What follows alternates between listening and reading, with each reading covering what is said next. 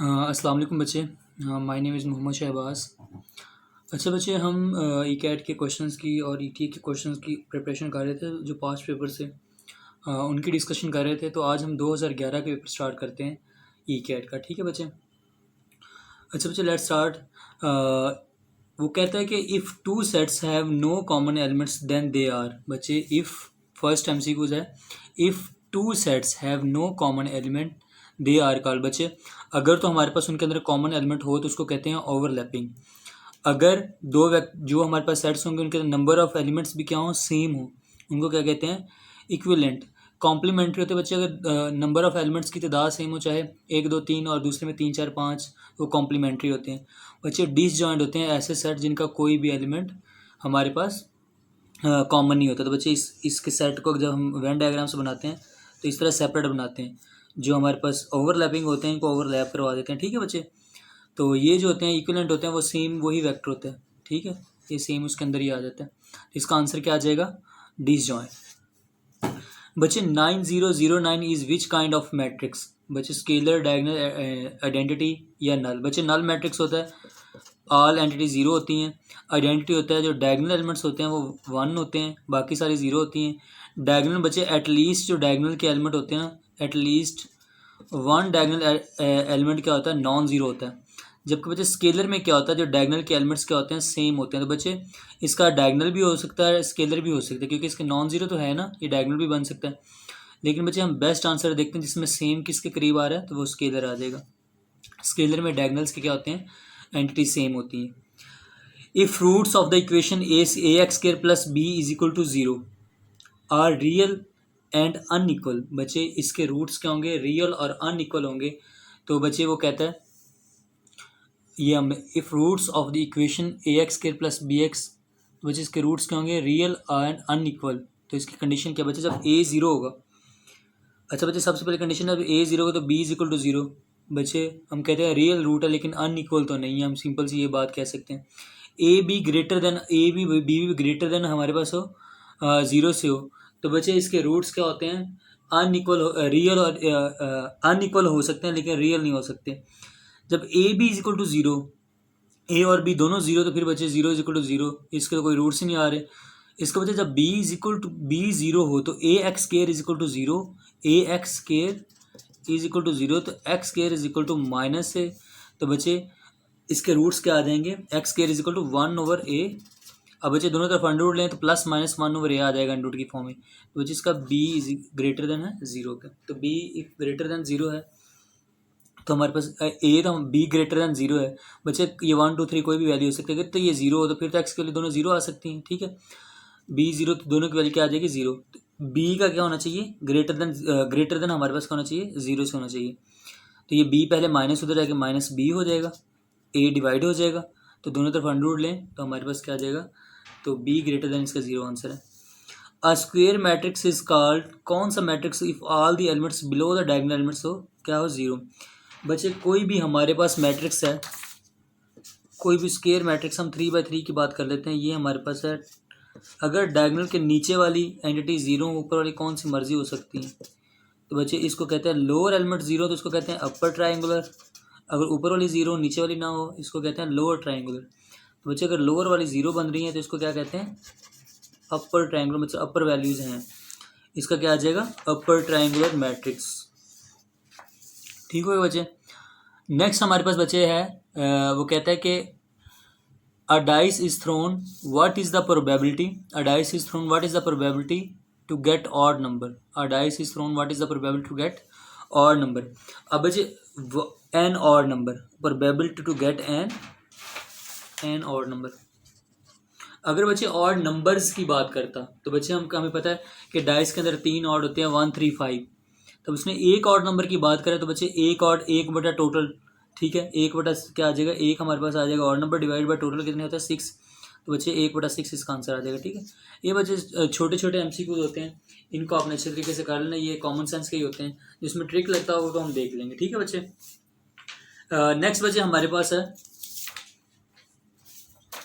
बच्चे नेक्स्ट हमारे पास आ गया, the period of 5 tan x/3 is, the period of 5 tan x/3 is. बच्चे, tan का पीरियड होता है पाई, tan और उसका जो रेसिप्रोकल होता है इसका पीरियड क्या होता है पाई, जबकि साइन बाकी जितनी भी हैं उनका क्या होता है 2 पाई।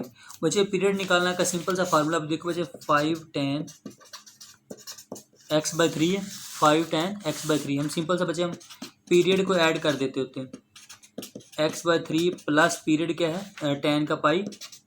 बच्चा 1 और 3 को कॉमन लेना, यहाँ पर x बनाना होता है, 1 और 3 कॉमन आ गया तो बच्चे यहाँ पर कर दिया x प्लस यहाँ पर 3 पाई बच जाएगा।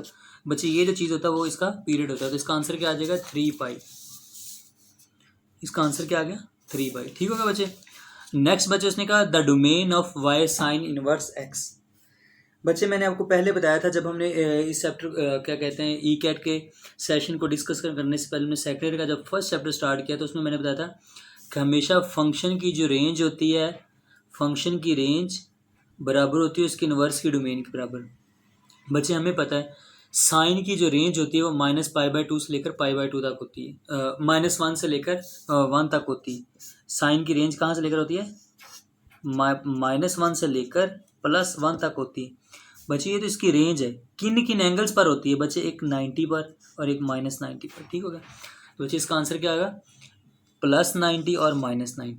ठीक है, क्योंकि -1 +1 इसकी रेंज आ गई फंक्शन की, किस एंगल पर होती है, डोमेन है जो फंक्शन की वो क्या है साइन इनवर्स, जो साइन की रेंज फंक्शन की डोमेन आ जाती है। ठीक है बच्चे, ये चीज़ इस हिसाब से याद रख लेना।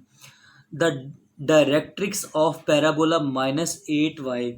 ठीक है बच्चे, हम इसको कंपेयर कर लेना, डायरेक्ट्रिक्स को हमने निकालना है तो वह कहता है डायरेक्ट्रिक्स ऑफ पैराबोला -8y। तो बच्चे इसको हम निकाल लेते हैं, x² = -8y। बच्चे इसको मैं कंपेयर कर सकता हूँ, 4 दूनी 8 4 2y। बच्चे इसको कंपेयर करें, x² = -4ay। बच्चे a की वैल्यू कितनी आ गई 2, a की वैल्यू 2 आ गई, और हमें पता है पैराबोला क्या है ऊपर को ओपन हो रहा है, सॉरी -y है तो पैराबोला क्या हो रहा है नीचे को ओपन हो रहा है। तो इसकी इक्वेशन क्या आ जाएगी, x = +2, या हम यह कह सकते हैं x - 2 = 0। तो बच्चे x - 2 = 0 इसका आंसर आ जाएगा।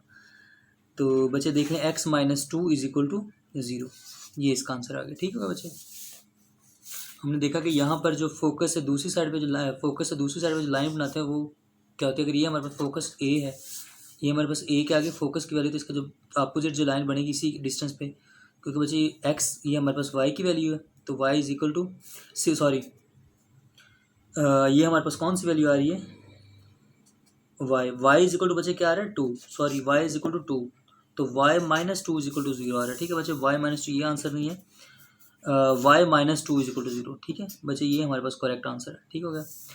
The mid point of line joining the focal of ellipse. बच्चे एलिप्स क्या होता है, ये मैं कहते हैं इसके फोकस हैं, ये हमने पढ़ा था 6 चैप्टर में, हमने लास्ट में पढ़ चुके हैं। तो बच्चे इसका जो मिड पॉइंट होता है वो क्या होता है सेंटर होता है। The mid point of focal of ellipse is called centre, ये हमने बात पहले पढ़ी हुई है।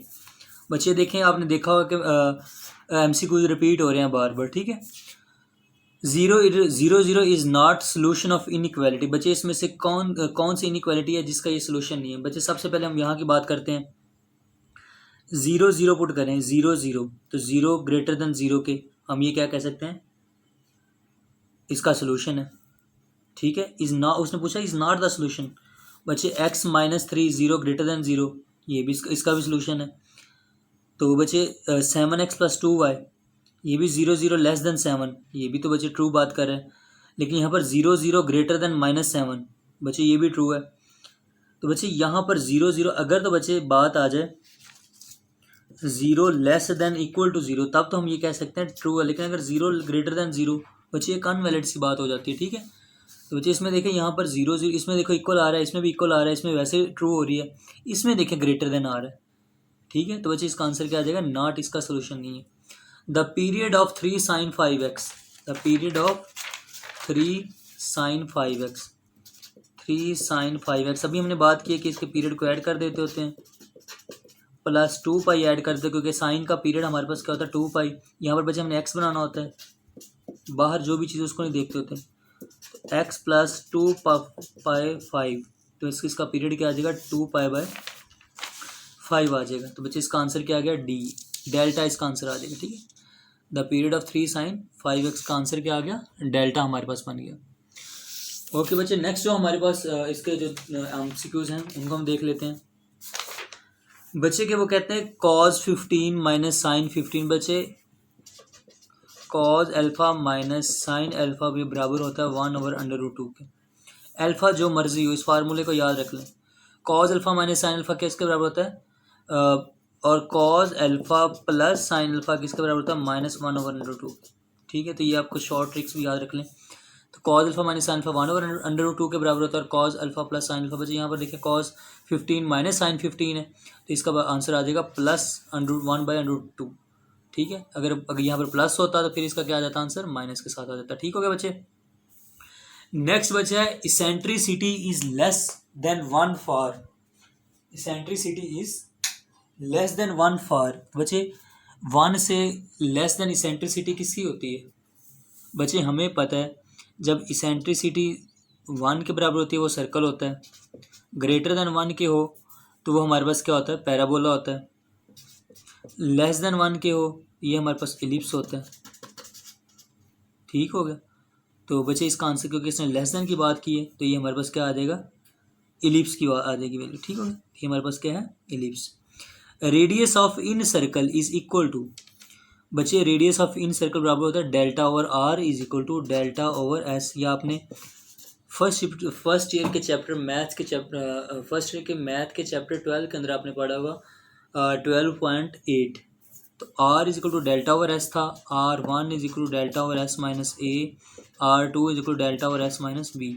इस तरह आपने इक्वेशंस पढ़ी होंगी। तो बच्चे इसका आंसर क्या आता है, डेल्टा ओवर एस। ये हमारे पास इन सर्कल की इक्वेशन है। ठीक है बच्चे, तो ये थे हमारे आज के एमसीक्यूज। इनके बारे में आपका कोई भी क्वेश्चन हो आप लोगों ने पूछ लेना। ठीक है बेटा, ओके, थैंक यू, अल्लाह हाफिज़।